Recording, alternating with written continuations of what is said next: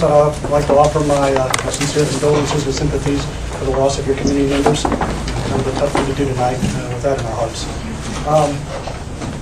I'll start off by talking, a couple weeks ago, an article came out in the paper, the Honolulu Advertiser, based on an interview that Lieutenant General Nixon did with William Cole, talking about a vision or a proposal that General Nixon had for the potential future use of Nakua. What I want to talk about tonight are some of the misperceptions and some of the misinformation that came out of that article, and clarify some of the things in there with regards to his interview with Mr. Cole. You have to bear with me as I go through this. I'm going to talk and kind of backtrack a little bit. As all of you know, in July, the Army signed the Record of Decision with regards to the EIS for its future use of Nakua. In many cases, we did some public engagements to communicate why we made that decision. We also did some media engagements out at Nakua, brought in some prominent Hawaiian members of the Hawaiian community to talk about why we did certain things, and kind of what the Army stands for nowadays. But for the broader general public, and many of you in here, we're privy to some of those briefings. So I'm going to go back and talk about some of the things that the Army does as part of the Hawaiian community, and some of the reasons why we need Nakua, and then once again I'll address at the very end Lieutenant General Nixon's vision for the future use of Nakua. The first thing I'll talk about is a kind of a slogan or so that I've been using in some of the public speaking engagements I've been going out to. And many of you probably have the age, you remember back in the late 60s and early 70s when Buick, the car company, came out with "This is not your father's Buick." And it was a slogan to identify a new way of doing business for that car company. Buick Corporation was used to, or was known for, building these big, lumbering, monstrous cars. They weren't very technologically advanced, and they kind of catered to a certain segment.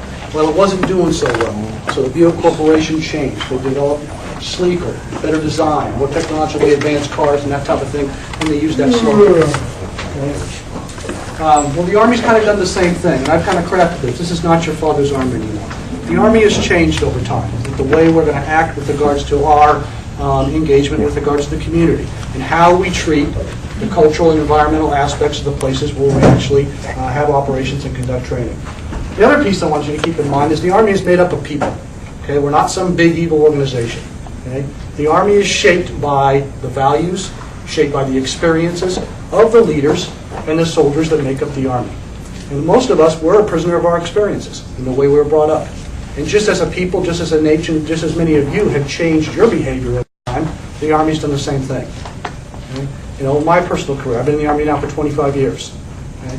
I've spent time in Europe, traveling all over. I've been stationed in the Middle East. I've been stationed in Asia. I've been stationed here in Hawaii. I've been stationed in Texas, southern United States, and a variety of different places. Throughout all those experiences, I've learned about other cultures, other people, and a variety of different things. And I take those values and those experiences and apply them to the role that I have as an Army leader. The same thing happens nowadays. This is not the same Army that many of you were used to, and the way we used to treat Nakua, the way we used to treat, the way we trained in our engagement with the community. We're changing our tune. And we kind of developed this little teeter-totter to show that the Army believes that there's a proper way of conducting our training. We can balance out the needs of the community, cultural access, threatened and endangered species, and everything else, with our ability to conduct what we have to do, which is training. Okay? This is not your father's Army anymore. Next slide. Some of the tangible ways why the Army is showing this, and some of these things you may not even know. The Army maintains fully committed to preserving and protecting the environmental and the cultural resources, not only at Nakua, but everywhere we have a footprint. Okay? And that translates into, we protect over 1,000 archaeological sites, not only at Nakua, but over on PTA, as well as some of the historical sites, Palm Circle, Wheeler Army Airfield, the significance because of its bombing in World War II. Okay? We protect about 100 threatened and endangered species. There are 104 threatened and endangered species in Hawaii. About 100 of them exist on Army lands. There's a reason. That's because the Army protects those things. 40 of them are out in Nakua. Each year we spend over $10 million to protect the cultural artifacts and the environmental resources and natural resources out there in Nakua. We're starting also to gain some recognition. Okay, most prominent one, the Fish and Wildlife Service Partnership Award. We won that in 2006 as well as 2008. That's an award that goes out to one organization nationwide that does this, that protects the cultural and environmental resources. We didn't solicit it, we were awarded it based upon our efforts. The other thing, a tangible thing, is we have saved one threatened and endangered plant out of Makua. The palm tree you see here, Cyanea superb. Okay? If it wasn't for the Army's efforts, that unique palm tree that exists in Hawaii would not be here. Okay? As we talked about before, the Army is committed to the undersea munitions cleanup. Part of the past actions of both the Army as well as some of the other services. We'll continue to do that. And another piece is we're always striving to do better. Okay? We're trying to increase access to Makua for cultural sites. Tangible thing, over the last 2 years, we've invested over $1 million to clear unexploited borders out there to increase access. Additionally, you notice some of the ongoing work that's out there right now with regards to the roads and trails. We're spending close to $7 million this year to go out there and permanently improve the roads. So every time we have a washout with the rains, we'll still be able to grant access, as well as potentially could minimize some of the runoff that occurs off of Makua. Okay? And then another one that many of you may not know about, this year we're going to invest $250,000 to begin planning and implementation stages of a visitor center out of Makua. We want to open up Makua to the broader Hawaiian community, not just some of the groups that we have agreements with right now. Part of that will be a visitor center with displays that talks about the Hawaiian culture, as well as some information about some of the cultural sites out there. And that's all going on. Once again, not your father's Army. Next slide. You know, something we're often accused of is that we're only a temporary member of the community. That we come into the places that we are stationed, and we stay there for a year to 4 years, and then we're gone. Not true. If you ask probably 80 to 90% of the soldiers, the people that wear this uniform, when they're stationed in a particular place, ask them where home was, they're going to say where they happen to be at that point in time. If you ask my kids right now, where's home? They're going to say Hawaii. Okay? Army members nowadays, families and soldiers, wherever we go, we become a part of that community. We try our best. Some of it is visible, some of it is not.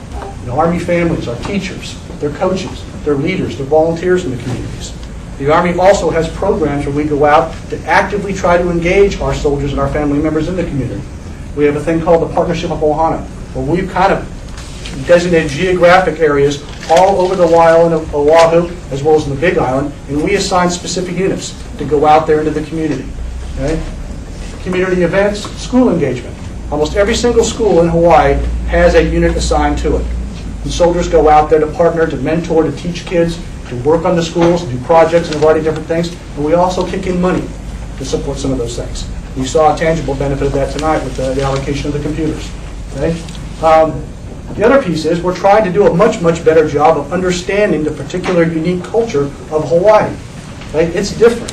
This is the first time I've ever been stationed here, and luckily I've got a great teacher back there who's taught me some of the uniqueness of the Hawaiian culture.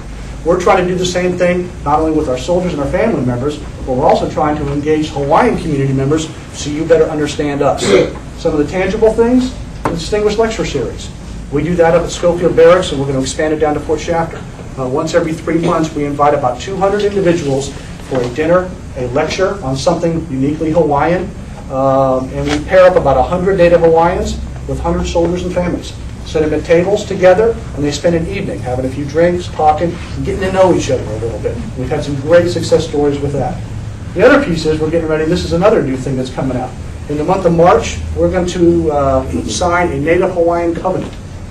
You've heard of the Army Family Covenant, the Army's commitment to its soldiers and families. There's also a thing called the Army Community Covenant, where we kind of talk about the community's relationship with the Army.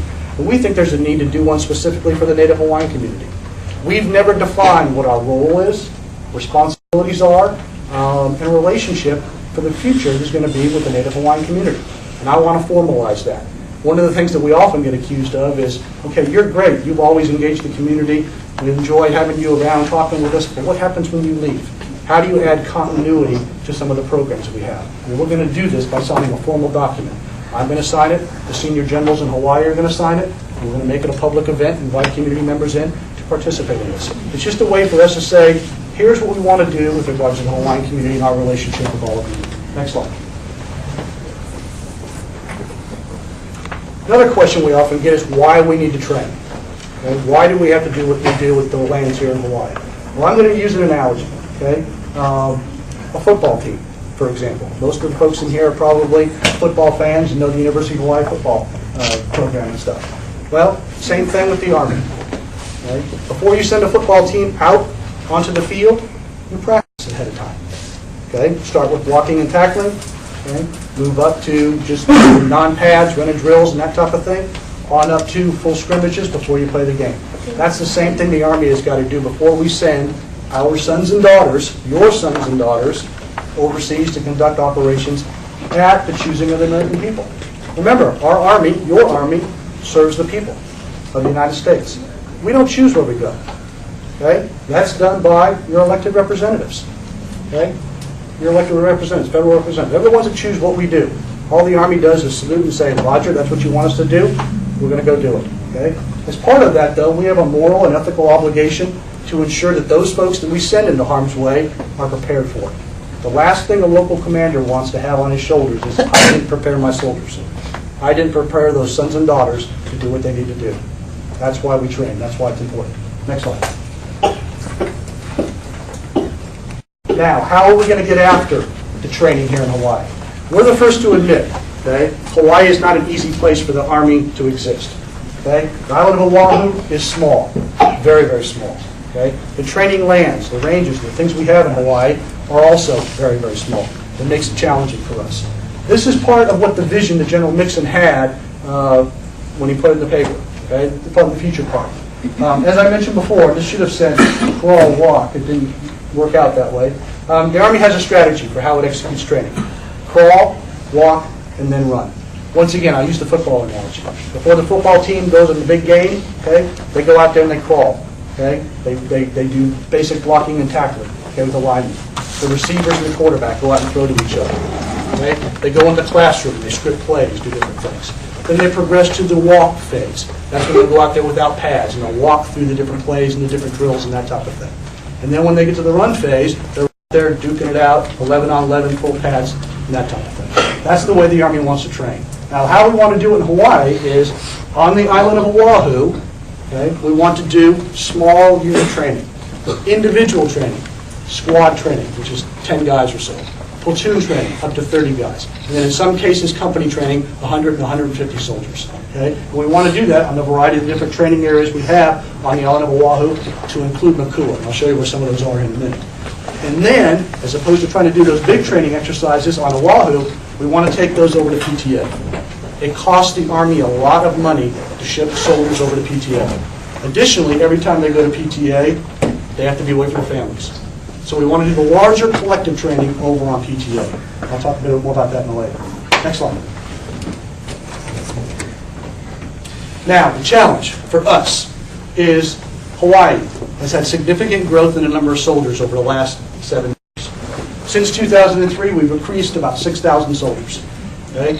If this slide was in 2003, the only two units you would have seen on here was United States Army Pacific, which is the headquarters at Fort Shafter, and the 25th Infantry Division. Since 2003, we've added all these other units. These are all here to support the United States Army Pacific for the Pacific Theater operations. In this, right now, we've got about 60 companies. Okay? Those are groups of 100 to 150 soldiers that we have to run through a series of collective training exercises. We just don't have the ranges in the training areas in Hawaii to do all of this. Okay? Our shortfall each year to make this requirement is about 400 days. That means if I trained all 365 days a year, I'd still need an additional 400 days of ranges somewhere in Hawaii to be able to meet the requirements. And the only way we've been able to mitigate this over the last few years is because of the deployments. Most of our soldiers have been off in Iraq or Afghanistan during that time frame, so we haven't had to do this. But at some point in time, that's going to change. And our soldiers and our units are going to be spending more time here in Hawaii than they were in the past. Okay? The challenge for us is, because we don't have the adequate ranges, what we have to do is send our units back over to the United States to other training areas, back to CONUS, either the National Training Center, Fort Owen, California, or Fort Polk, Louisiana. The hard part with that is it increases the separation between soldiers and families. Right now, we're in the 8th year of a sustained conflict, no end in sight. Okay? Many of my peers, I've got a guy right now, Lieutenant Colonel Pyatt, here just my is in charge of the 3rd Infantry Brigade. 3 of the last 5 years, he's been away from his family because he's either been training back in the United States or he's been in Iraq. Okay? Now, this thing, same thing happened with the 2nd Stryker Brigade about a year and a half ago before they had to train. They couldn't conduct their training exercises here in Hawaii, so they had to spend an additional 6 weeks back at the National Training Center, in addition to their regular 1 month over there. Okay? For somebody who spent 3 to 5 years away from their family, their wife, their kids, don't you think that extra 6 weeks is important to them? It is. Okay? It is. It really is. And that's what it boils down to, trying to take care of the soldiers and their families. Next slide.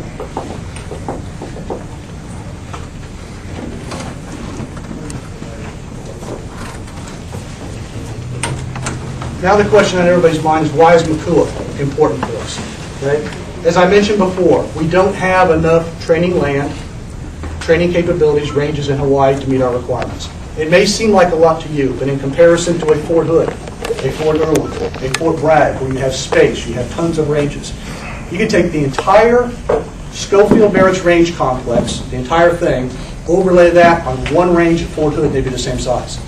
Just one range. Okay? That's how small our footprint is. Now what MCUA does is it provides unique capabilities that don't exist elsewhere on Oahu. Okay? And MCUA is nothing more than one piece of the overall training package of training capability that we have in Hawaii. You've got PTA that has unique capability. You've got the Kahukus. We do dismounted force-on-force training up there. No live fire because of the terrain. You've got the small arms ranges over on Schofield. And then MCUA provides us the only place that we can do combined arms live fire training on the island of Oahu. It's the only place we can integrate aviation assets. It's the only place that we can integrate some of the other weapon systems that we've got in a space that allows our company commanders to maneuver. Okay? Once again, it's critical that we train here locally. If we don't, it costs taxpayers an enormous amount of money. To deploy one brigade back to the National Training Center for 1 month is almost $30 million. To send that same brigade over to PTA, just to go over there for a couple of weeks, that's also in the millions of dollars. Okay? We don't want to do that, okay, unless we're going to train an entire brigade. We don't want to send small units over there because of the expense. We want to do that on the Schofield ranges, as well as MCUA. Next slide. Now, what are our soldiers facing when they go over to Iraq or Afghanistan? It's a changing environment. When I was growing up in the Army as a platoon leader, as a company commander, and elsewhere, I spent my time in Germany. Who I trained to face were the Soviet hordes, the tanks, the armored personnel carriers to come through the gaps between East Germany and West Germany. That's what I trained against. When I was a battalion commander, I served in the demilitarized zone in Korea. I trained against a North Korean threat.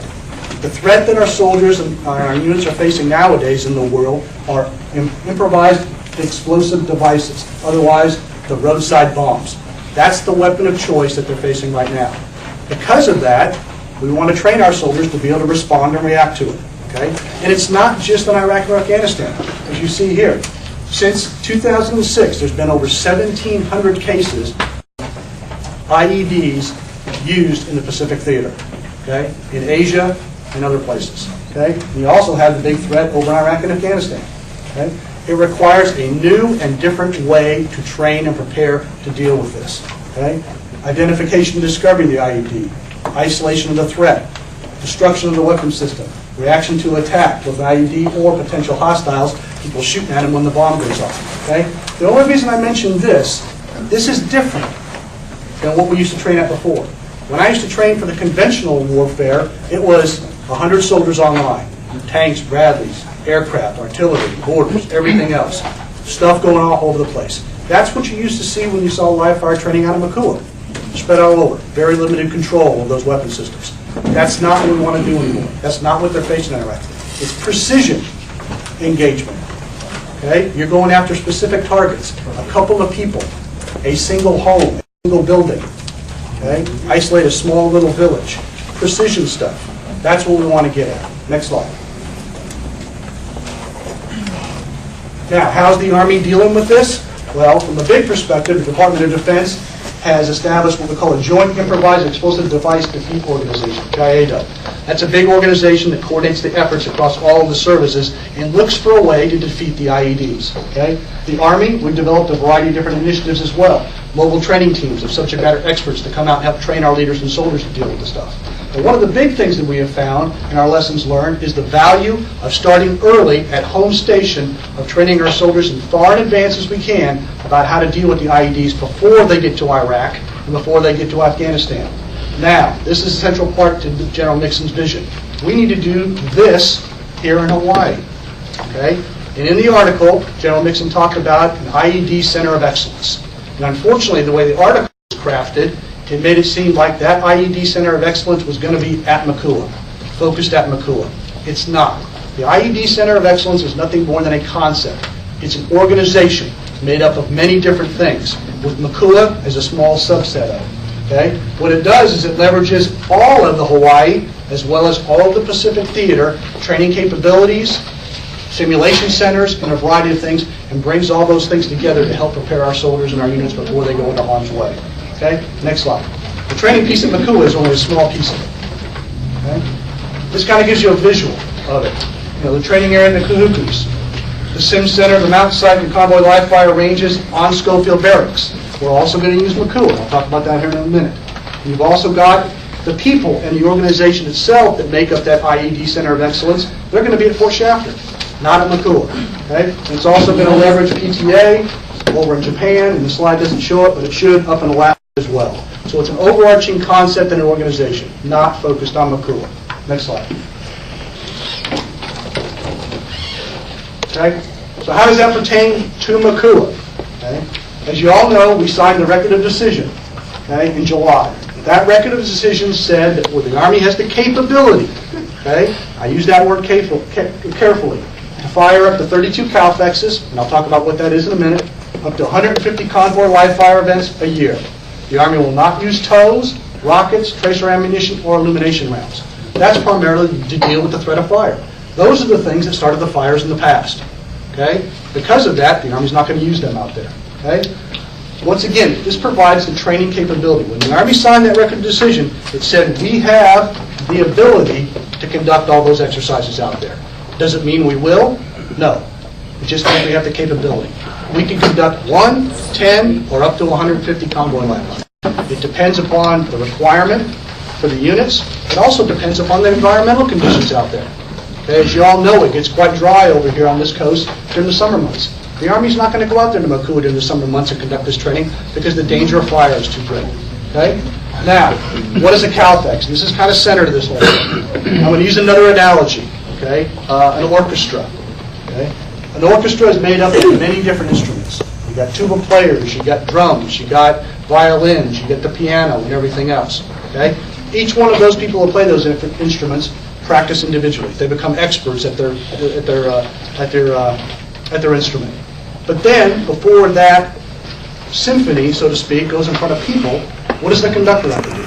He has to bring them together, and he has to practice with them to figure out how to blend all those things to make beautiful music. The exact same thing has to occur for a company commander. Okay? He's a leader of 100 and 150 soldiers. Those soldiers come with a variety of different weapons, systems, equipment. They're all experts on those, but you have to have the ability to be able to bring those all together, utilizing their own unique capabilities, and manage those to achieve what the company commander wants to do. That's what a combined arms live fire exercise does. It allows that company commander to bring all those guys together and train together as a group. And it's centered upon the live fire piece. Okay? The live fire piece is critical because it instills confidence in the weapon systems, and it also allows those people to see the effects of those weapon systems on their target. Okay? The last thing you want is somebody to go off into harm's way, and the first time they know what their weapon system is going to do, or the other pieces of equipment are going to do in a real live situation, is when they're faced with the enemy. You don't want to do that. You want to practice ahead of time. Now, we talked about the counter ID piece. That was what General Mixon talked about. He wants to focus future training at Makua on counter ID type things. It's not a new training event. Okay? It's nothing more than a different condition built into the CALFEX. Okay? Just like when I used to train on CALFEXs. Sometimes I would do it in the winter. I've been in training in Denmark where it's 10 degrees out in snow. Okay? That's a condition. I trained in the desert. Flat, mountains, everything else. Different condition. Different threat. That's the same thing we want to do. Just change the scenario, so to speak, of what we're going to train out at Makua. Okay? Now, the other piece is, when you're training for irregular warfare conditions, okay, it's not out in the wide open fields. It's generally in urban areas. That's where you've got people. That's where you've got roads, that type of thing. Okay? Some of those conditions we're going to have to replicate at Makua. However, what kind of came out in the article, well, most people, when they read the article, what it talked about is it talked about structures, facilities. We're not going to build stuff out of Makua. That's not our intent. What we want to do is create some of those conditions by putting people out there.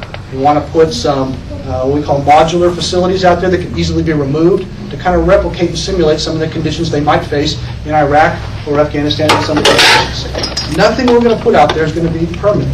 I don't know what the long-term, status is going to be in Makua in 10, 15, 20 years. Who knows? The Army might be out of there. I don't know yet. But in the interim time frame, we have certain training requirements, and we want to use Makua. Now, you go back to what I talked about, how we train for counter-IED training. The precision engagements, the precision munitions type of thing, that actually has a positive benefit to Makua. Because if we can confine where our engagements are, we can keep them away from the cultural artifacts out there. We can keep them away from the threatened and endangered species. And we can actually enclose some of them if we build a shoot house out there to keep the weapons from actually impacting on the environment. And that was kind of centered to General Nixon's goal. He fully understands what the issues and concerns are with the community, and he's looking for a way to continue to use Makua as long as we need it, but to mitigate the effects of the Army's impact and training out there. Okay? Now you're going to ask the next question, what's this stuff going to look like? Next slide. This is my last slide. This is just an example. Okay? These are small. Okay? They're made out of hard plastic or other materials. And they can be put down and picked up, okay, as easily as you put them down.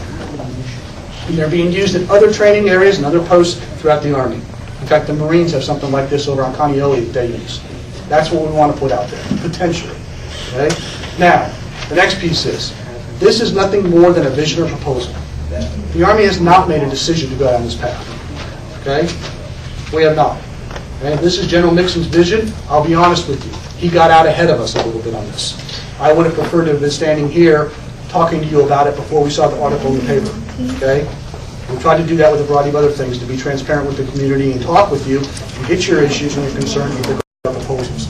That's all this is a proposal. General Nixon's got to take this to the Army leadership. Okay? We've got to take it out to the community, hear your issues, and then if required, we've got to do the appropriate NEPA document, NEPA action, if it's required. We're going to take a look at that. Okay? But no decisions. All this is a proposal and a vision that General Nixon has of how we can continue to use Makua and then balance the community's concerns. Okay? But right now, it's just a concept. So. Questions, Ann? What is yours? Thank you very much. I'll defer to board members first. Johnny May? As you mentioned about the article, if there's some flaws in the way it came out in the newspaper, perhaps it needs to have a retraction of some of the statements that is not true. Well, I'm not sure. I'm not saying that anything within the article was not completely true. It was the way it was portrayed. You know, I read the article like everybody did on Sunday. Took a look at it and like, whoa. Okay, because the way it came out was made it sounded like the Army had already made a decision. The Army was moving down this path. Next week, you're going to wake up, walk out to the school, and you're going to see structures, buildings, and a variety of different things. That's not how it should have been conveyed. Just the way the article was written. It's unfortunate that the U.S. have, like Okinawa, there's some resistance there about the military presence. Azores, there's some resistance. So you find resistance on various parts, and it's just unfortunate. You know, I think America has made more enemies than we need to, and you have a task to completing the government's mission, and you understand how our community feel of the existence of training in Makua. So it's like solving the DOE problem about furlough. So this is a tough task, you know, resistance and what you need to do, and the community's feelings behind of it. You know, if I leave the group here tonight with one message, I think you hit it around the head. The Army does recognize, as I said in one of the initial slides, that we do have an impact on the communities where we have bases and where we conduct training. No matter where we are, we have an impact. In the past, the Army may not have been as cognizant or as willing to admit that they did have an impact and want to rectify some of the things that they did. That's not the way we want to be anymore. And I think over the last couple of years, for those of you who do know me, we've tried to change that by engaging with the community. We actually do listen to the comments and concerns of the community. And I think what you see here today with regards to what General Nixon wants to do out there as a interim measure to the future of Makua, if I may, recognizes that. We're trying to find a way where we can still do what we want to do to minimize the impact out there while still doing everything else we can for the community. Okay? And it's a start point of dialogue. That's what it is. That's what this is. Thank you. Any other board members' questions? I'll move it out to communities. Please direct your comments to me, Mrs. Asante. Okay, all I want to make it clear is that there is not only one opinion about this this project or whatever, of the Army, the military, period. There's not only one opinion.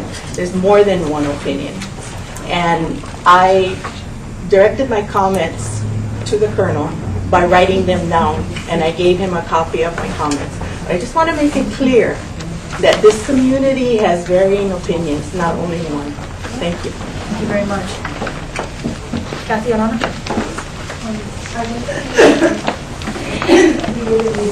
That I had mentioned, and I can't remember his name, but the person who's in charge of the strikers.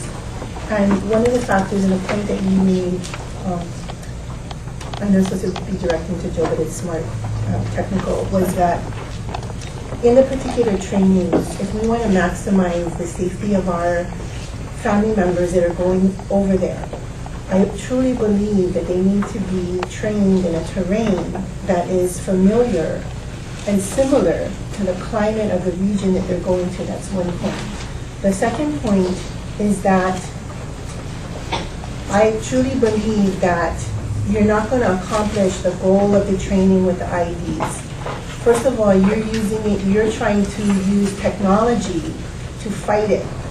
And what's behind the IEDs is very similar to what Auntie Donnie said, is that it's made up of people. It's made up of people that hate. And we all know those issues, and I'm not going to get into it and defend it. So my suggestion is not to commit the same crime that was committed in the aftermath of Vietnam and some other training grounds. How long have we been there, and only now we're training our people for IEDs? So I'm very concerned about that part. And possibly what you might want to do is get some local experts who've made all those bombs for New Year's and see what kind of technology they might be able to assist you. I mean, it sounds funny, but what I'm saying is that it's a grassroots effort that is conducting the IEDs in those countries. So I'm saying, in addition to the technology, you also need to do some other cultural understanding of what's behind it. Because I don't care how many people you get standing over there, it's not going to protect these folks when they're over there, and we've seen it over and over again. So, and I'm not even going to get into the personal issues that we've had in terms of harming this land. And that's a personal issue that I have with my family. We were one of the first people to be escorted off of Makua when we were we were homeless, we were camping. So there's a long history. The last point that I'm making is that I appreciate the Colonel, his staff, the transparency that you folks have made an effort on with this community, Hudson and some of the other people. But the main point here is, can your people talk to their people? Because if we're supposed to trust, those kinds of things do not create trust and goodwill. And I understand it's not you that you have to answer, but I really believe it's crucial that that person that wrote that article stands here and faces the community so that they can understand and make better decisions on behalf of our loved ones that are going there. Thank you. If I can address one thing. You talked about the need to train in an environment that we're going to face in Iraq or Afghanistan. That is a critical component of our preparation for sending units overseas. Before every unit deploys over to Iraq or Afghanistan, they go to what's called a mission rehearsal exercise. And that is conducted at the National Training Center in the Mojave Desert in California, where the conditions there are about as close as we can get to Iraq or Afghanistan, both the temperature, the terrain, and this stuff is all over the place there. You'll see whole villages built with people who play Arabs, so to speak, and dressed, language, and everything else. So that's a critical piece of it. But as I mentioned before, it's not economical for the Army to send entire units all the way to the National Training Center to begin their training. Okay? What you want to do is you want to be at that run stage in your training before you go there to maximize the benefit of that experience. To get to that stage, though, you've got to do some preparatory training here at home station, here in Hawaii. Makua is not perfect, PTA is not perfect, the ranges on Schofield Barracks are not perfect, but that's what we have. So you utilize the conditions that are available. Makua is green, Iraq and Afghanistan are brown, yet you've got some terrain there that looks very similar with the high ridges, okay, and some of the undulating terrain and that type of stuff. That's what they try to take advantage of. And the other piece you talked about, the importance of understanding the culture and the people behind it. That's central to the whole thing. I mean, we're more focused on that now than we ever have. When they go through their training cycle, they spend as much time learning about the other culture, learning about the bad guys and what makes them tick, learning about the good guys that are over in Iraq and how to work with them, and how to become integral members of that particular community during their year and a half when they're over there. And I'll be honest with you, that's been the success of the U.S. Army. What we're starting to see the last couple of years has been less focus on the bad guys, but more focus on the local community, being a part of them, making them feel safe, building up those communities, and that's why we're starting to see some success now in Iraq. Mr. Prescott, and then I'll go over to the lady. Yes, Mr. Prescott. Yes, sir. Yeah, I would just like to say a few words.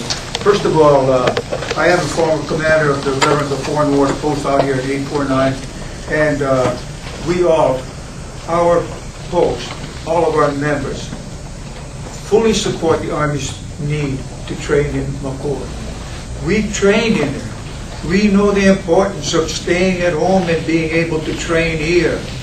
I, for example, out of 13 years, 5 years of that, I was separated from my family.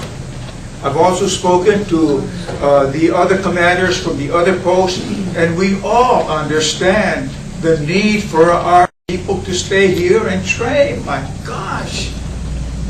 And so all of us from the Veterans of Foreign Wars fully support our military's need to train in Makua. And I hope you all understand that. Thank you. Excuse me, Madam Chairman, thank you for allowing me to speak. But you know, I saw your plans, I'm listening to you, you're a good speaker. You must have been planning and training on how to present your plan tonight to all of us. First time. I just represent first time, but you had a lot of planning, let me tell you, because she knew what to do next sheet. So you have to take a lot of planning to come and present that tonight. But I just like to, in my opinion, take yourself back to Kaho'olawe. It's not clean. And there was a commitment by the military and our government and the first that they were going to clean it up when they were finished. Take you back to Kahana Valley. What happened? They went in there, they said they promised the people, we're going to use your land to practice and train, but we're going to clean it up so that you can go back. They haven't gone back yet. They're still fighting to go back. You know what I'm saying? Commitment. Are you going to do the same thing to Makua? I don't think I would like to risk Makua. Talk about military. My father and I have brothers in all different armed forces. They gave their sounds up to the various wars. But you know, that's what we have to do as Americans. But why Makua? You had the question, why Makua? Why not the desert in Arizona and so forth in the mainland? Exactly like Iraq in the desert. That's where you should be training. Not on this beautiful island. And who said that you may not destroy? Come on. That's why I see the sign, lions. I believe you are lions from Kaho'olawe. How many of you can tell me Kaho'olawe is clean? It is not till today. But the military and the government promised that they would clean it up. People volunteer, University of Hawaii, our people, our children, go and volunteer to clean it up. They still have some bombshells or whatever that are active. So where are everybody in the military? I hear you mentioning millions of money that you can put into taking care of Makua. What about Kaho'olawe? We need that island. What about Kahana? And now Makua? I say no. And you know, you mentioned about your family being here and Ohana. We born and raised here. It's not the same. It's not the same like going to Japan and living there and loving and so forth. We born and raised, so that's why we feel it. It's our mana. It's our aina. We didn't transfer over here. We were born and raised, and this is our island. That's my opinion. But don't tell me about commitment. You never clean Kaho'olabi yet. Never. Till today. So think about commitment before you say you're going to commit to Makua. And all of you that are commit that you're going to take care of Makua when they do all this training. I think it's liar. It's lying. And it started during the time of Queen Lilio Kalani. Today. We're still fighting the cause. We're still taking our land. Did our people buy the land here? Cannot, no more money. Not that kind of money. And how did we get homeless? Who did it? Think about it. Who did it? Mahalo. May I make a short request? Mr. Prescott, I'm going to go around first. Everybody gets one opportunity at it, and if we have enough time, we'll go at it again. There was somebody in the back that had her hand raised. Yes, ma'am. Hello. I had a quick question. In one of your slides, you mentioned that you had army groups go out into the community and let them try and understand the community. But how come you don't let the army guys learn about the community prior to doing whatever you guys doing over there? So you guys know what history about that place. So you guys know why we let that place back. You guys should educate your army guys, let them know what we had there and what we want back there. But you telling us in your slides that you're pushing the army guys to understand the community now while they're in training. How come you guys never let them understand the community prior to training? Now I can address that. The Army is committed to educating its soldiers and its family members, as I said, about the uniqueness of the Hawaiian culture and the environment in the communities. Some of the tangible things we do. Every single soldier that comes into Hawaii that's stationed here goes through a week-long process to get, we call it the replacement attachment, to go through a series of steps before we actually assign them to a unit. One of the things that we do as a part of that is our Native Hawaiian Cultural Advisor gives them about a 2-hour presentation to talk about the Hawaiian culture, talk about Hawaii. It focuses on the people, the islands, the unique environment. It talks a little about Makua. So every single soldier gets that. She also does that to our family members who also participate in some of these initial sessions. We also do it to all the senior leaders in the Army in Hawaii. I mentioned the Distinguished Lecture Series. We have an orientation program for new commanders, both at the company commander level as well as the battalion commander brigade level. A part of that is an education about the Hawaiian culture. So all your army men know the reason why all these people like over their back?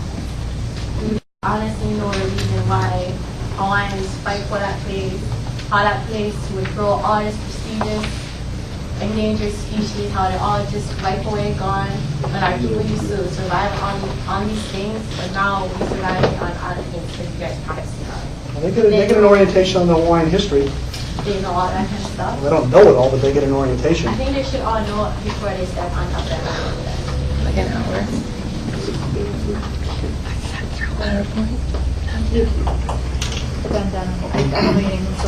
Hello, my kako. My name is Poki Magaladis. Born and raised in Waianae, Moku. I have a whole bunch of questions. I guess first of all, I hear you doing your, you guys get your goals, you guys get your objectives, you're trying to prep your boys, with, like you said, without the pads, out here in Makua, prep them, and then all out in training, full metal jacket out at, To'apulua. So we'll let you guys train out here for prepared to bust up Moku Kiawe. Ole, bro. Okay, bottom line, okay, where is the EIS? And is that finalized? And also, what is the deadline for this finalization?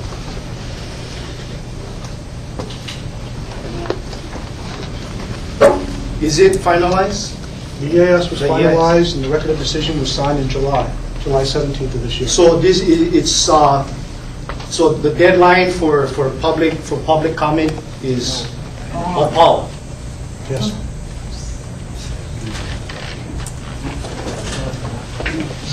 So Where is this EIS?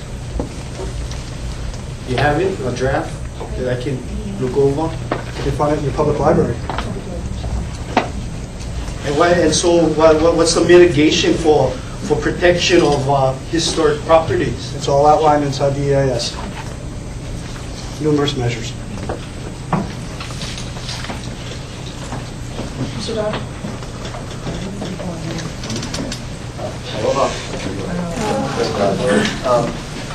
Colonel Vergara, I have to take some issue with you about the EIS.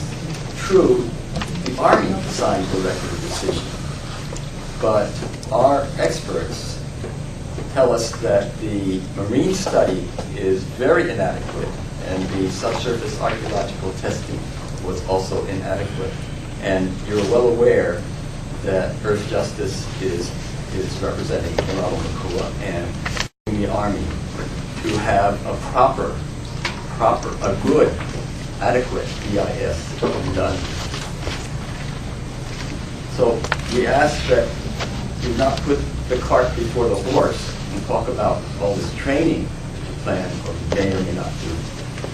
Get a good EIS so that the community is really aware of the impacts that the training would do.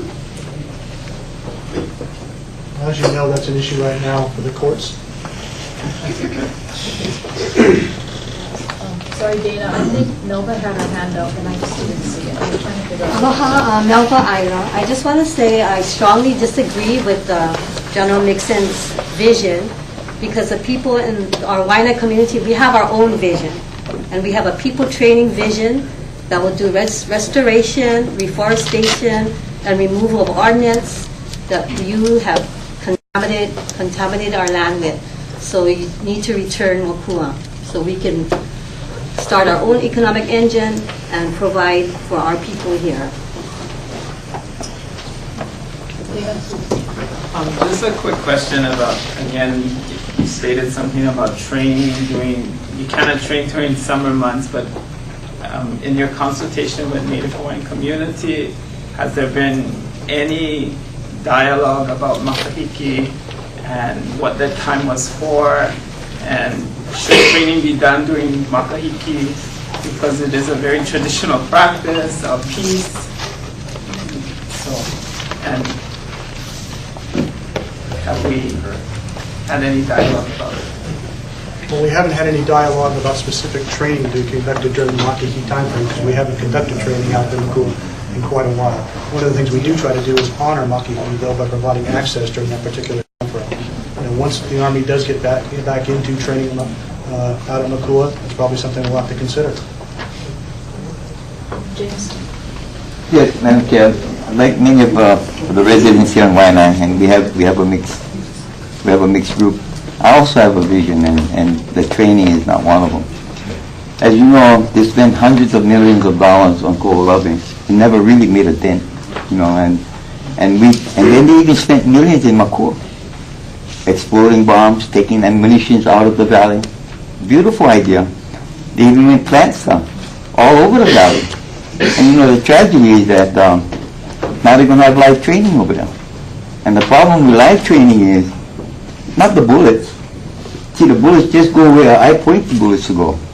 As an example, you guys remember the bombs came over? Well, you guys know that when they give you a shell, it only goes a certain distance. What it takes, the problem is the soldiers themselves. And what they do is, take one bag from this bomb, take another bag from this bomb, they put them in this, they raise them up a little bit, came over to Waiana several times. So it's not the bullets it's the people that had the bullets. He was show on plant. What would happen if during this training the guys would shoot the plant down, the tree, the palm tree? What would happen? Well, it wouldn't be the bullet's fault. It would be the guy that stayed behind the bullet, but nothing will happen to the guy. He's probably going to get scolded. But we, as people, lose out. Because the more species disappear, the more our culture disappears. The only thing unique about Makua is live firing. Because you cannot fire at Kauku. You cannot fire live fire at East Range. You cannot fire well, you cannot fight in Kahana anymore. I mean, Waiole Waikani anymore. But still, you know, that's the only uniqueness about Makua. But the uniqueness is the difference in the culture. Yeah? One culture saying that they need it for training. And, you know, I'm a concerned parent and grandparent. My first concern is about how my children are going to be. And, you know, to send them off the wall, I want them to have the best training. But not even when tropical climate, when they go into the desert. Not even tropical climate, when they go and they get snow. You know. So I'm really worried. And then the IEDs. You know what's more frightening as a parent and grandparent sitting at home watching the news report is that the enemy taking picture of setting off an IED, and you know they get this special equipment, this truck that deflects the bomb. But they only get one. All I have to do is just wait for that one go by and then pick on somebody else. And that's our children. What kind of training are they going to do? How can they prevent, like how the lady said, the anger in these people that are being threatened? They're willing to kill themselves to protect the family. And we would too. If an enemy came to Hawaii, believe me, I would give my life for my family. So, you know, if we're going to train them, give them the best training. Give them the best equipment. Not one vehicle. Make them all the vehicles so that we get less problem. But you know what they do now? They're making the bombs more big. So, you know, it's really frightening. I understand the value of training. I'm a hunter. I'm a gatherer of meat. Yeah? And I understand that because if I don't shoot my gun every now and then, I don't care how many bullets you give me, I'm not going to hit the ball. And we're going to stop. So I understand the value of training.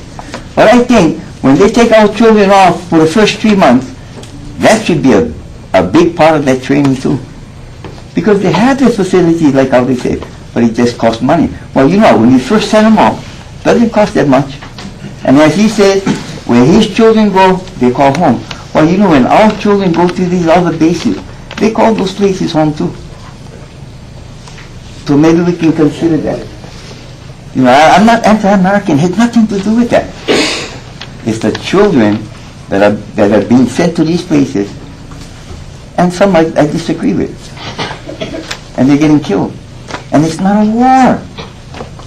It's just a police action. It reminds me of Korea. So anyway, that's my concern, and I hope you folks will take that into consideration. Thank you. I'll take you first. I know your hand had been up. Yes. Hello, ako, name Richard po may kayo Kalamutini. I'm from Nanakuli. Out of 5 brothers, 3 of us served in the military, in the Navy. Brother next to me in the Army served in Vietnam, wounded 3 times, fortunately came home alive. And the brother next to him served in the Air Force. The cap that I'm wearing is a Marine cap. One of the former Marines who retired out of the service in October and wearing his honor. My comment first before a question, if you understood culture, not only Hawaiian culture, but culture all over the world, you would not be in Makua, you would not be in Hawaii, and believe me, you would not be in Iraq, destroying the culture that is there. My question to you, what % of those who are killed in Iraq and Afghanistan who are injured, are killed and injured because of lack of training? Lack of training. What %? Model. Out where you take not just our land, but our men and our women, who the U.S. brags has the highest recruitment rates in all of the continental U.S. or U.S. I'm from Guam, I'm a Chamorro woman, and there is a 11,000-page EIS that our people are supposed to go through and respond to and comment on, and it's ridiculous. It's unfair. And this EIS, whatever you're talking about, what he's talking about is a smokescreen so that you can check off and say, we tried to warn potentially. Potentially nothing. Potentially nothing. And I understand you have a job to do, but we have a job to do, and it's to tell you that, no, EIS, it doesn't matter. You're not being honest with what the health impacts are. I didn't hear anything about health impacts, socioeconomic impacts, cultural sacredness impacts. You're talking about environment, the land, just the fact that it's not with the people is more than enough.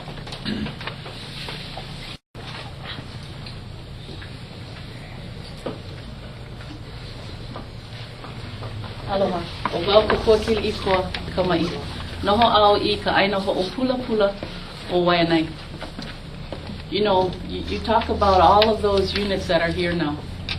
But over 10 years ago, and longer for many of the folks that are in here, they have been battling about the continued use of makua.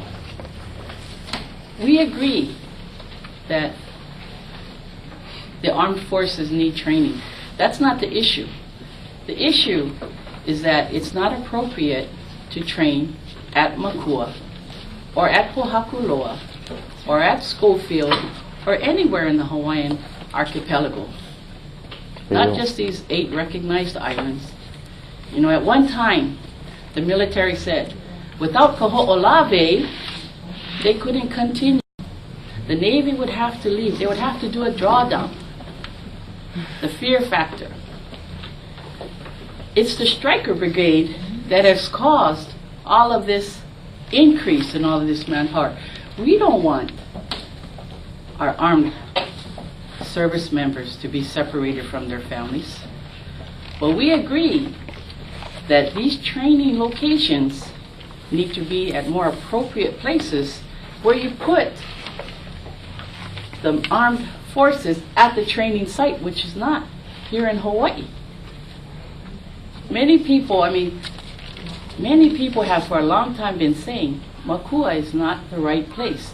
The EIS, as our sister over there has said, it's a smokescreen.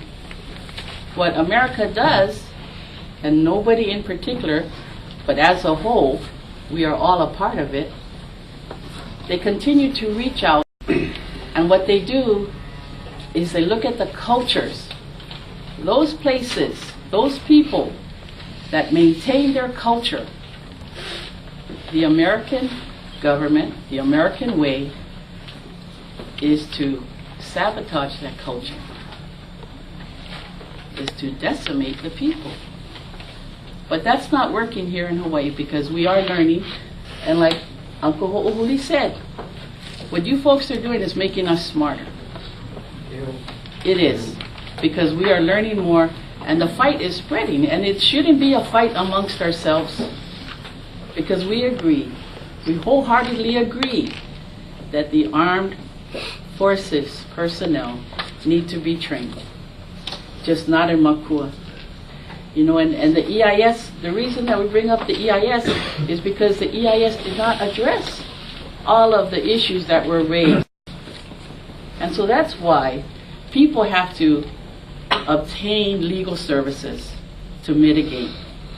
But we shouldn't have to mitigate amongst each other, because the war is not amongst ourselves. But if you look at it, if you could see shades or colors or even temperatures in here, there is a war in here. But it shouldn't be amongst ourselves. It's just that you put your training places in the appropriate places, which is not here in Hawaii. And sad to say, you go to the area that the conflict is at, or to similar areas, and I hate to say that that's where our American Indians places. You know, because that's another culture. Yeah. So here again we're saying not our culture, but maybe another culture. Yeah. So the answer is, for us to try as much as we can to decrease all of the conflict. You know, each of us, the land, to have that connection, to have that relationship. And it's not me, but there are people in this room, there are people on the land that are doing that for us. And each one of us has a small part to play. And that's to support your local farmer, support your agricultural and your pastoral, Miley eggs, you know, and hopefully Governor Abercrombie will help us to do something as well.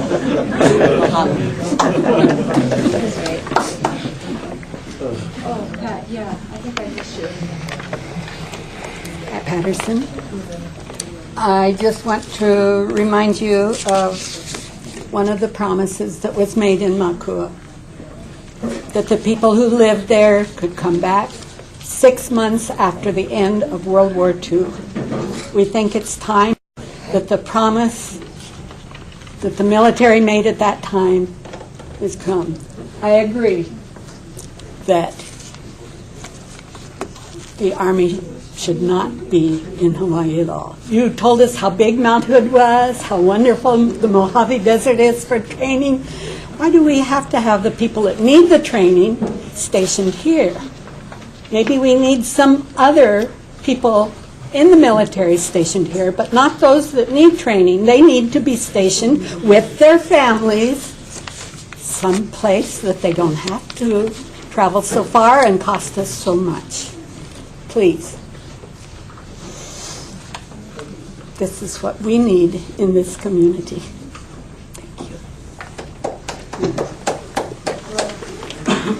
Aloha, my name is Luella Leonardi. I am one of the plaintiffs that is against the military, the Army, from receiving a license to possess depleted uranium here in Hawaii. I've just gone before the AEC and the NRC, and I'm waiting to see if I have contentions or standing to continue on the problem. I've been doing depleted uranium here in Waianae since the year 2002. It's been a long haul. Yeah, I've learned a lot. As a matter of fact, I wanted to tell you all who put that problem into my hands, and that was the Royal Order. At that time, this gentleman came to me. I'll be honest with you, I don't even know his name. I took that problem on. I told him, okay, what do I do? He said, go to the University of Hawaii, to the Women's Center, and meet with this person. And I did that, and I don't even know her name, what her name is. I Xeroxed the information, and that's how I started to learn about depleted uranium here in Hawaii.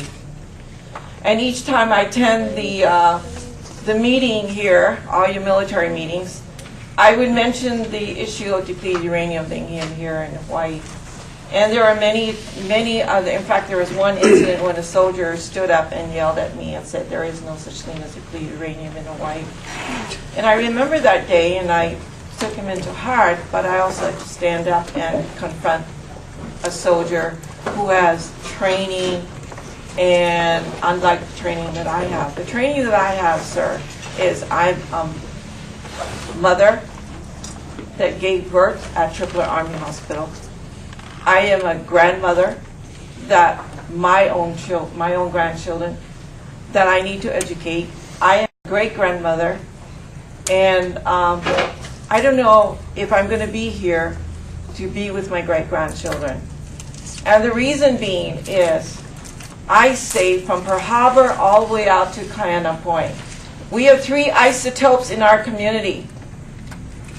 How did that get into our community? That's a high probability of 3 different isotopes being in our community. That poison dust is in our community.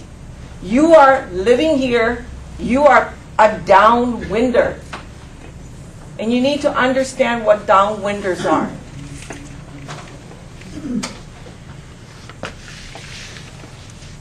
My family is sick. I am sick. And most of the people here in Waianae are sick. when Pohakaloa, when you're training at Pohakaloa, sir, that nanoparticle gets into the atmosphere and it comes here and it goes all the way up to Kapaina. Now, when Tad Davis, your Deputy Secretary of the DOD, came into my community, he snuck into Nanikuli. The only announcement there was with our leaders. It was not with our community. I walked into that room because I found my way there because I'm that way. I've been doing this since 2002. When I walked into their community, I made up my mind that I was going to present an argument to the NRC. When I presented my argument to the NRC, I did not ask for adjudication. I asked for a hearing to educate our people about the depleted uranium. That's been so denied, been lied about, and continue to lie. So that little sign that I held up, I didn't write it. In fact, I brought tons and tons of material to write a message. I happened to just look down there and there was this little sign that says liar. I thank you for bringing it to this meeting because you're welcome. That was my message. I don't have an Apple computer to teach my great-grandchild about depleted uranium, about the possibility of that nanoparticle being in my great-grandchild. I grew up in Waimanalo. I grew up with DDT. I married a man from Kapa'a, Kauai, Agent Orange home. And now it's depleted uranium. I'm within the 3 miles. It's depleted uranium. It's radioactive. The license is for the Army to continue on possessing a license for depleted uranium, which is radioactive exposure. It is induced exposure. Now, I have been battling with the permit at DPP, Department of Hawaiian Homes, State Department, our politicians for the last 10 years. I have a 19-acre surface waste dump behind my house. For 10 years, I've watched that waste dump. And for the last 2 months, I've watched 50 truckers every day. We have to keep it. I have watched 50 truckers every day drive their poison dust from Nanikuli all the way to Makua. And I want to say to you, Joe, because you saw that 19-acre when the beginning was. So, Joe, NRC talked about Makua. I did not bring it up. It was NRC. They were shocked to know the judges from AEC, which is the Atomic Energy Commission, was shocked to know that they had 900 tons or 1,000 tons trucked all the way from Nanikuli to Makua for a lie for surface of the fire road. Okay? To cover the surface of the fire road. All of you know who I am.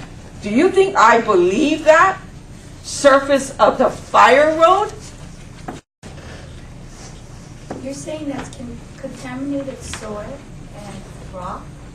I am saying the probability of 3 isotopes being in this community is a high probability. I am saying the cause of what is going on with us is the exposure to radioactive material.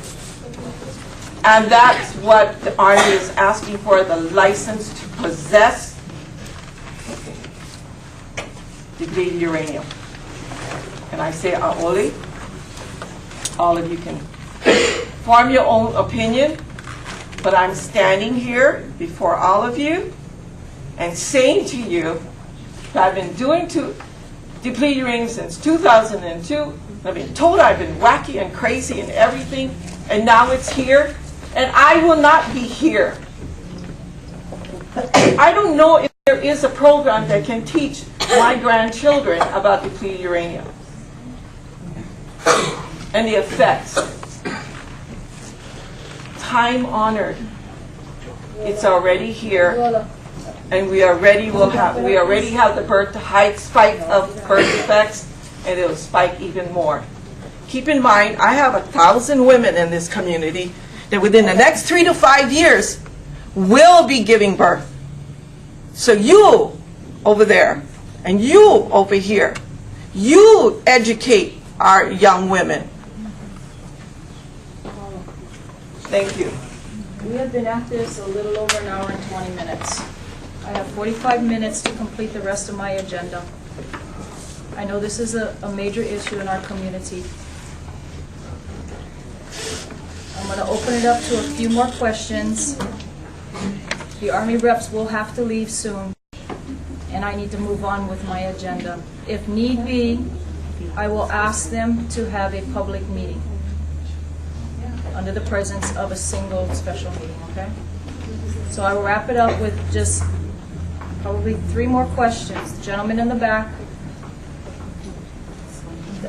I saw his hand raising before I started speaking. First of all, my name is Robert Joseph Oliveira Jr. I reside in Waianae. I get this printout over here for the board members. I like to refer to. It's public record. It's an ad that was printed out. Sorry, I'm only enough. Running low out of budget, and that's what you guys. You know, the sad thing is, we get a history and a relationship with the United States Army and the United States in general. Yeah, and we get a contract and treaty that goes back over 100-something years, which was promised us friendship and quote equalness. And it seems to me like now it's being imposed that somehow the U.S. has jurisdiction over us foreigners. Occupation. And this occupation here is affecting us to this extent.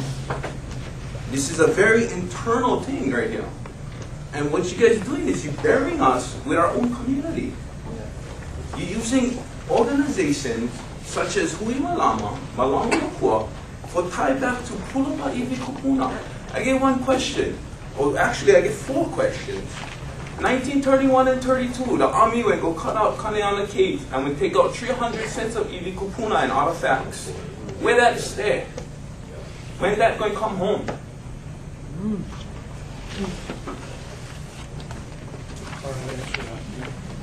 No answer to where our families stay. I get another one.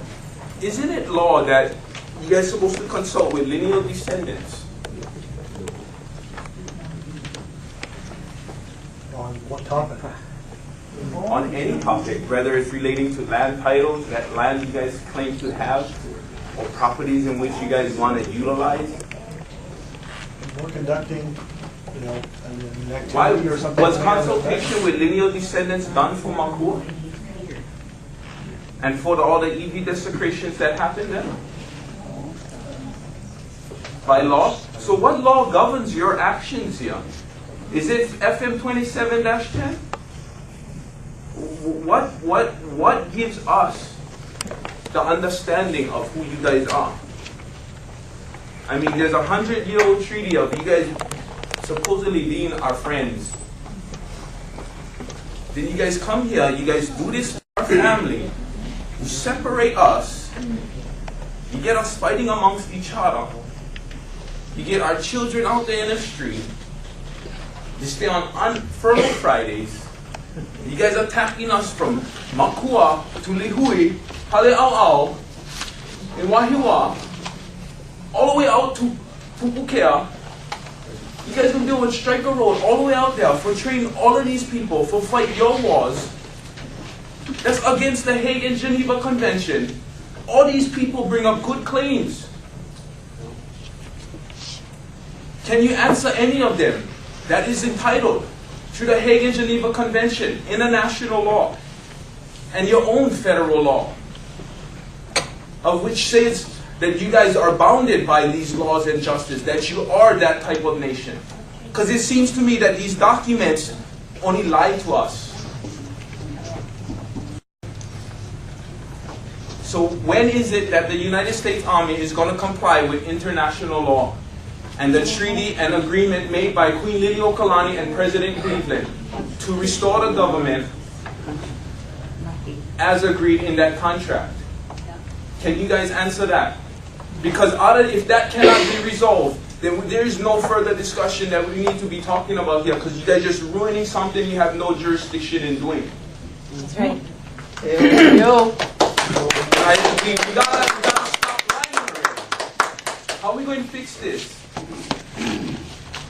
How are we going to really fix this? When are you guys going to comply with international law?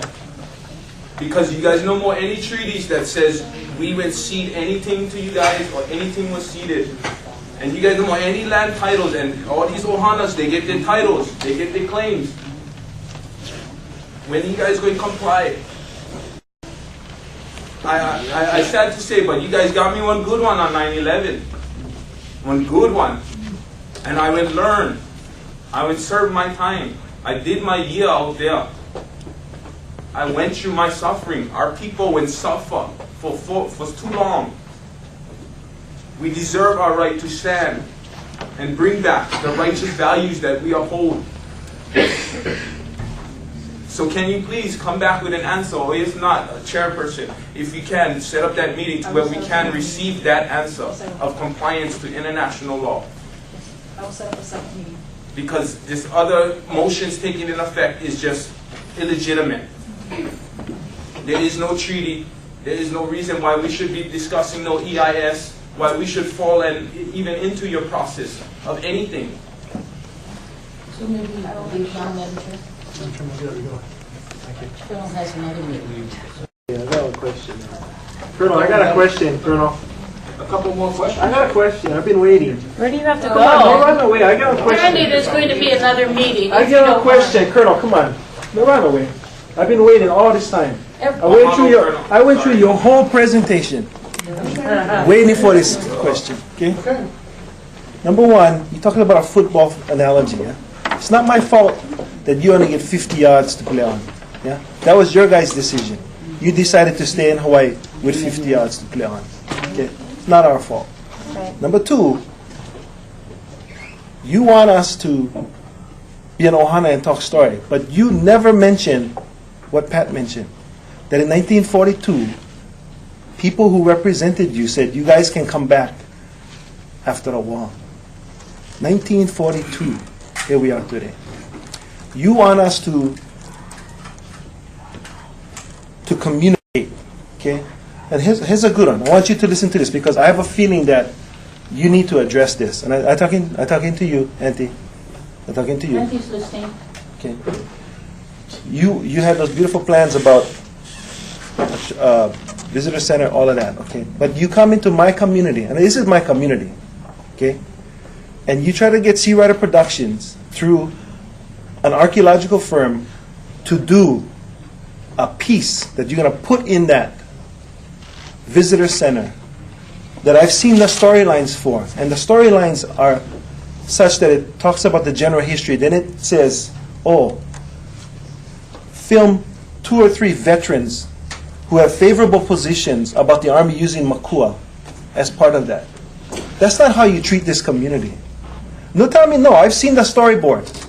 I've seen the storyboard. So somebody's lying. You know the sign? Somebody's lying. So somebody that you hired is lying. If you want us to sit across the table and talk, man to man, and talk, person to person, then you cannot do that kind of lies. You absolutely cannot do that kind of lies. I'll take offense to the comment about lying. Yeah. You've seen the storyboards, you've seen the outlay for the visitor I have. center.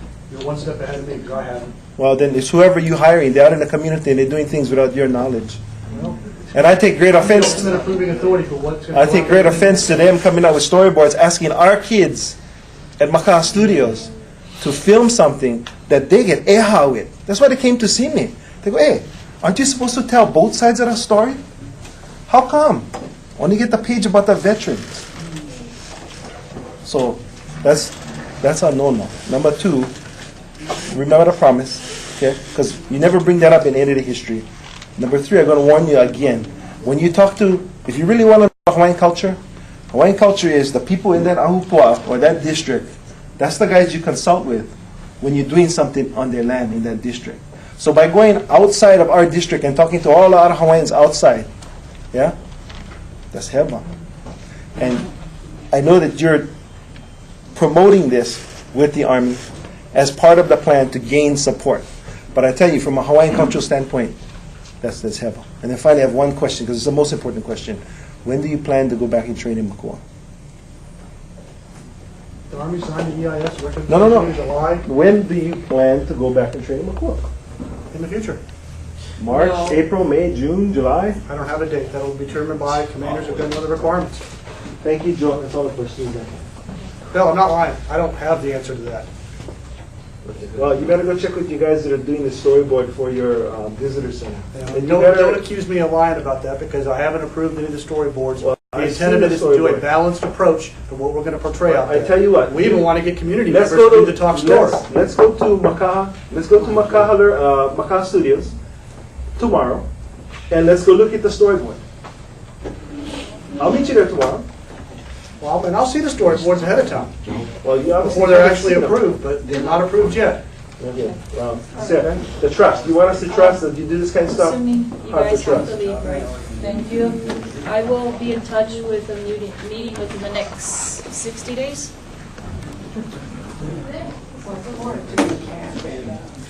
Joe, I have a suggestion for the person that mentioned about lineal descendants, consulting lineal descendants. We have a problem here in Hawaii. Everybody is king and everybody is queen. The lineal descendants is like Hawaiians say, mahape. Mahape is in the back. And you know who's in the front? The politicians. They speak for the lineal descendants. And that's a fact. It's not kapakahe or puni-puni. It's the truth. Politicians is up front. Lineal descendants is in the back. They're not saying anything. They don't have a chance to say anything because they're not politicians. Thank you.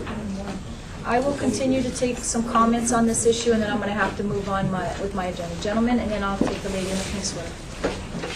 The officer mentioned in his talk of no end in sight. Anybody can recall that statement that he made. That should have rang alarm bells for everybody in this room. When a military officer says no end in sight, you had better think loud and clear that that means perpetual war. And peace is not possible when the military is constantly training for war. It is impossible. In the real world, it is not a reality that could ever be, experienced. No end in sight, that should have said to everyone here what the agenda for the Pentagon is. Okay? It's job security. The bottom line to all of this, from what you heard him say, was the money.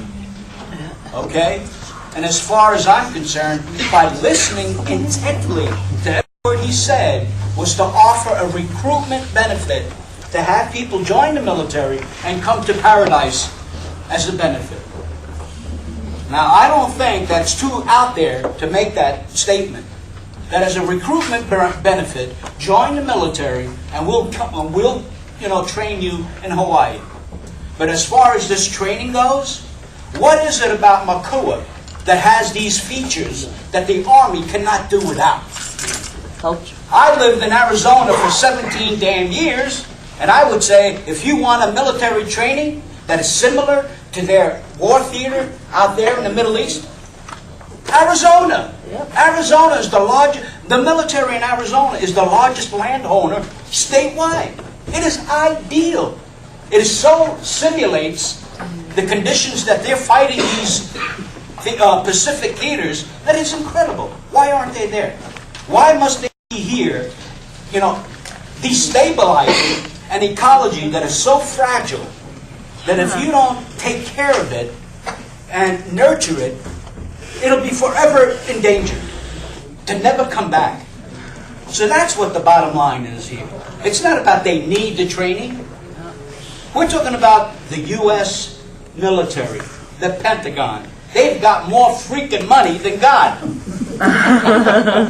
And they have to be here? That's crap. It defies logic and reasoning. It doesn't compute. And if you take the time out and think and do your own research, you'll come to the same conclusion as I have. It's a scam and it's a fraud, all to take money out of our pockets at our expense to have them stay here. That's it. And that's all I got to say. I'm going to wrap it up with you because I really need to move on with my... I'm really glad I came here. I'm not from here. I'm from Old Makakilo. But my dad grew up here and he fished here. It's amazing, and I'm really, really happy that I'm here. But what I think this gentleman should do is actually use the computer. Simulate it on the computer. You don't need the land. You don't need our land to do what you have to do. This is high tech. What has happened to high tech? They have to use the computer to do a simulated thing that they'll use there at Makua or anywhere in this state or in this country. My father, it was really strange because he was a fisherman here. He was one of those that was captive on Wake Island. He was a civilian there on Wake Island. He was there with the Marines to fight. They were waiting for the Navy to come. But because the Navy did such a bad job in Pearl Harbor, they never had the chance to get to Wake Island. And that's why he was taken to Yokohama in Japan as a prisoner of war.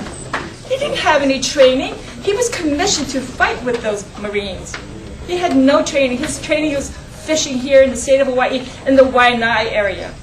Yes, there is so much chemicals in that ocean. I live in Makakilo. I've been there since '65.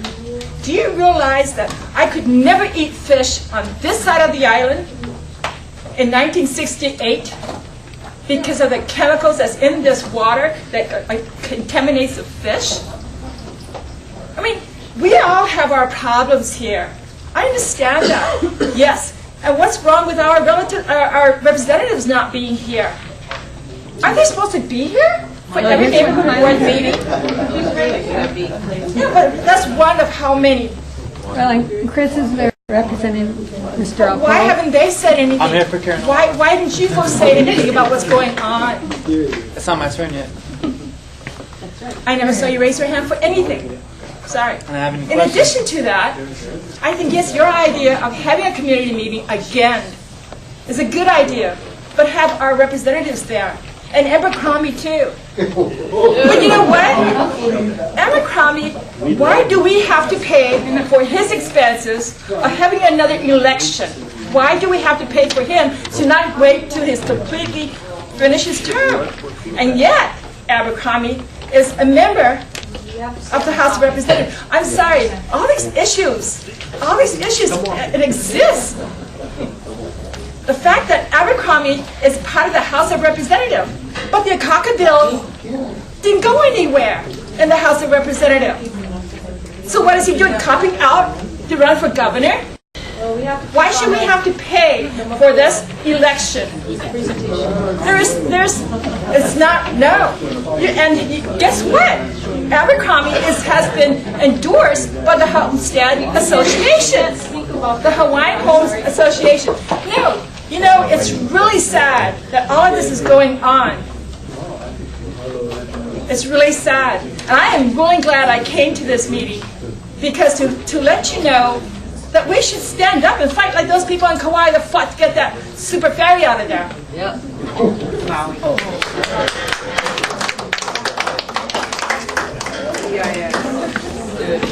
I will let you know that I am bound by the neighborhood commission Once I say I will hold a public meeting, I am required to hold a public meeting. I will make a promise within the next 60 days, I will hold a public meeting for the Waianae Coast Neighborhood Board. It will be a special meeting, and we will focus strictly on that topic. I will